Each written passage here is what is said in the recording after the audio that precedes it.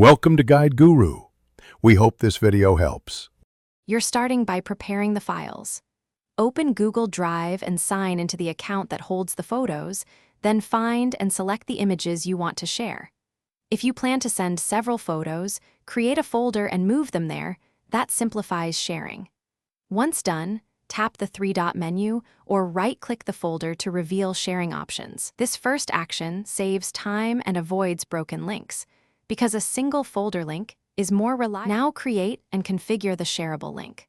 After opening Share or Get Link, change the access level to anyone with the link if you want universal access, or add specific contacts for privacy.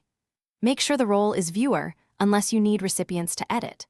Copy the link to your clipboard and quickly preview it in a new tab to confirm it opens the right photos.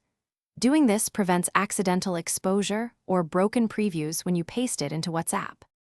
Finish by sending the link through WhatsApp. Open the chat, paste the Drive link, add a short message explaining what the link contains, and send. If WhatsApp fails to show a preview, don't panic.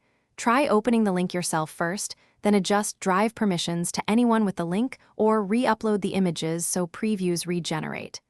If privacy is essential, add each recipient's Google email in Drive sharing rather than using a public link, to ensure only intended people can view the photos. Thanks for watching. Consider subscribing if we helped you today.